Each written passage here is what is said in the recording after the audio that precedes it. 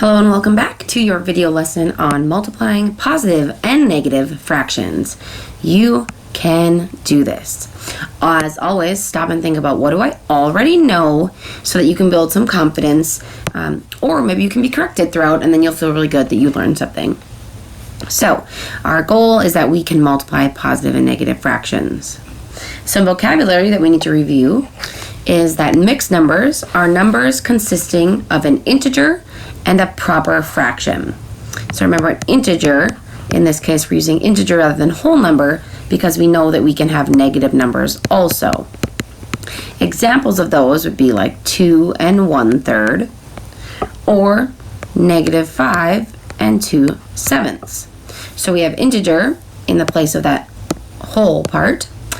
Again, integer, not necessarily all positives, and then a fraction, proper fraction. Well, what is an improper fraction? An improper fraction is a fraction where the numerator has a greater absolute value than the denominator. So we can say greater, but we have a greater absolute value. And I always think of it as it's improper to sit on someone that's smaller than you. So that could be a 5/3, -7/2. That numerator has a greater absolute value than that denominator. Dimensional analysis is going to come into play when we're looking at values and word problems. This is the process including units of measure. So we have measurements when you compute. So inches, feet, things like that. The greatest common factor or integer that evenly divides two numbers. So I'm going to say that because it's only a factor if it evenly divides the number. Any number can be divided, right? And then we'll have parts left over, but we want to evenly divide the numbers. So here we go. I don't want you just to be someone who memorizes steps because you are not a robot or a calculator. You are a person with thoughts, and we want to use those thoughts.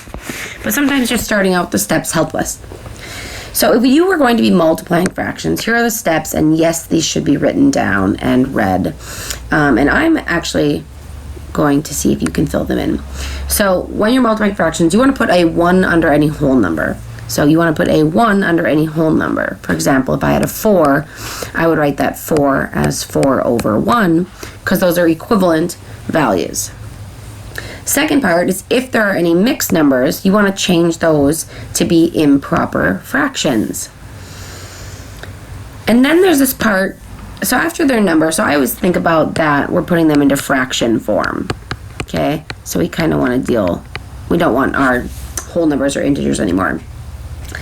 Step 2 is that simplify if possible. Make it easy on yourself, and this is kind of the process, if you remember, of cross-canceling, some people said.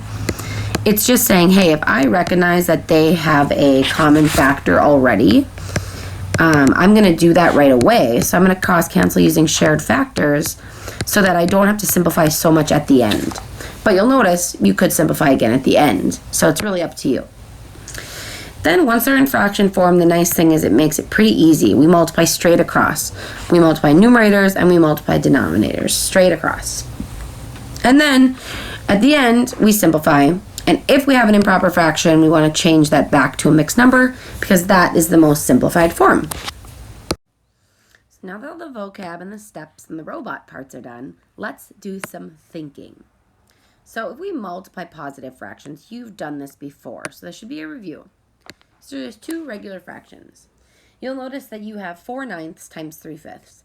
It wouldn't hurt to estimate first. You're looking for about half of a half, right? So maybe I think my answer should be around 1/4. If you think about that, we have half and we're looking for a little bit more than half of a half, right? So thinking about estimating, one possible.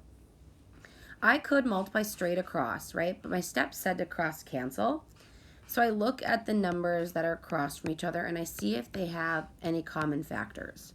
4 and 5 don't, but 3 and 9 do. 3 and 9 both share a factor of 3. They can both evenly be divided by 3. So 3 can be divided by 3 and I get 1. 3 goes into 9 3 times. So then when I multiply straight across, I have 4 times 1. I'll show that out. And I have 3 times 5. And that equals 4. Oh, I said 5. Sorry, I said 15. Wrote 15, but I said 5. Thinking ahead, right? 3 times 5. 3 times 5 is 15. So those don't share any factors, so it's already simplified. Had I not done the cross canceling, what would have happened, just show you, is I would have multiplied across, and I would have gotten 12 over 45, and then you would have had to find a common factor and simplify from there, which still would have been that same 3 you already divided by, and you would have got back to here. And I know sometimes I get excited that I'm done and I forget to simplify. So doing it ahead of time is a really good idea. I want you to check your progress and try here because this is a not new. So see if you can pause, try, and then come back. So I want you to check those with somebody later, having all your work shown and then walking through it. We will move on together. So now what if they are negative? Okay, ooh. If they are negative fractions, let's see what we are going to do. So we're going to follow integer rules. If you remember your integer rules when you're multiplying, our integer rules were that if the signs were different, our answer was negative. If the signs were the same, our answer was positive. So here I see that I have a negative 5/6 times a positive 3/8.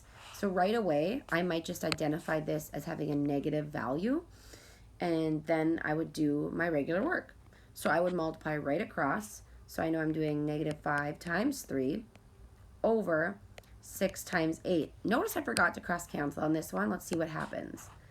So I have a negative 15 over 48. Again, some of you just don't feel confident in dividing or common factors, so this could get tricky for you, but you would be able to divide by 3. So let's see if I would have divided by 3 earlier. So if I would have cross-canceled back here, these share a factor of 3. 3 goes into 3 once, 3 goes into 6 twice. I would have then had negative 5 times 1 over 2 times 8, and I would have had negative 5 over 16. These are equivalent fractions. This is the simplified form. So again, see if you can check your progress here. That would be a good thing for you to do. Pause, try on your own. First thing you could actually do is just say, hey, positive times a negative, I'm going to have a negative answer. Negative times a positive, I'm going to have a negative answer. That would be a great way even just to start to see if you can do it. Let's cross cancel on D here. So I see that 3 and 9 share a factor of 3. 3 goes into 3 once, 3 goes into 9 3 times. 4 goes into 4 once, 4 goes into 8 2 times. So you'll really notice I really have this 2/3 times a negative 1 at this point if you want to rewrite it. Otherwise I can go right across and I have negative 2 from this part over 3, negative 2/3. See if you can try that other one. We'll check it later. All right, now mixed numbers. So to multiply mixed numbers, first rename them as improper fractions. Remember, we want them in that fraction form, so we want to do that first. So if I do that part, I have to change them, and I know that I do that. If you remember, this 4 represents 4 wholes that are cut into whatever your denominator is. This is 4 halves. So we have 4 whole pieces, and then they're all cut into halves, right? So if you count those out, just to remind you, it's 1, 2, 3, 4, 5, 6, 7, 8, 9 half pieces. That's why you multiply right there. And then you added that 1 for that extra half. So this is the same as 9 halves. So here this 2 represents 2 whole 3 out of 3s, which would be 6, plus the additional 2 there. So we have 8/3, and that's what we're multiplying together. Make sure you review that converting skill if that's still hard for you. I'm probably going to estimate before I move on because I think that's helpful. And I have about 4 times about 3. I rounded 1 down and rounded 1 up. So I think my answer should be pretty close. Should be close to 12. So again, I could multiply straight across, but I don't like to do that. I like to cross cancel. 2 goes into 2 once. 2 goes into 8 4 times. Some of you maybe just want to cross cancel 1. That's fine.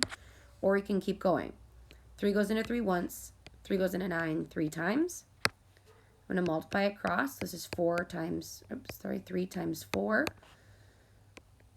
That's where I got those, right here. And 1 times 1. So that's really 12 over 1, which is just 12. Wow, really close to my estimate. Exact. And again, if you didn't cross cancel, you would have got 9 times 8, which is 72, over 2 times 3, which is 6. Well, 72 divided by 6 is still 12. All right, check your progress. I'll do one more of these with you and then check the other one.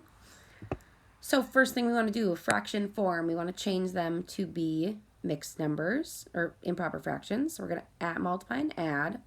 This is 3 halves times, multiply and add. 1 times 3 is 3 plus 2 is 5 thirds. So then I'm going to have you finish that one and see how we do. Cross cancel or multiply straight across. And then also this one, notice only one of them needs to be changed into an improper fraction. So I bet you know that you'd leave 5/7 alone. And then what would this be the same as? Good luck. Try your best. And then the last one, a word problem. A roller coaster at an amusement park is 160 feet tall. A new roller coaster is built that is 2 3/5 times the height of the existing roller coaster. What is the height of the new roller coaster? So here's what I noticed. I like words because I think they're fun and I think they're helpful in math. We have here a roller coaster is 160 feet tall. So right now I'm thinking, okay, I know that's a roller coaster is 160 feet tall. The next sentence says a new roller coaster, so I'm going to give that N, is 2 3/5 times the height of the existing roller coaster, which is at R. So there's an equation for me. Then the question says, what is the height of the new roller coaster? That tells me I don't know the new roller coaster. I don't know the height. But again, notice I was given 2 things about the regular one. So I know that the new roller coaster is 2 3/5 times the other roller coaster of 160. Hey, I'm doing a multiplication question. And if you remember from the steps, what we really want to do is change a whole number to be over 1. And we want to change our mixed numbers to be an improper fraction. So we are multiplying to figure out, we're multiplying it by about 2 and more times because it's about 2.5 times bigger. So then I can multiply those. I can cross cancel, which I probably want to do because I don't know about you, but I don't want to multiply those together. So I know that 5 goes into 5 once. And 5 goes into 160. Let's see. It goes into 60 30 times. It goes into 100 20 times. So, oh, sorry, not 60 30 times. It goes into 60, 6 times 12, right? 6 times 12 is 60. 5 times 12 is 60. So 20 plus 12, that's 32 times. So I have a 32 right here now. Got a little messy. So I have 13 over 1 times 32 over 1.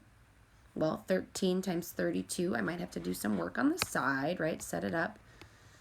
And I know that that is 416. So the new roller coaster is 416 feet tall. So again, if those word problems are stressful, a good thing you could do is watch, listen, put your pencil down, or try it on your own and then come back, right? You have to be in control of your learning. You can do it. You just have to rewind when you need to, pause when you need to, give yourself a pep talk when you need to, because you can do it.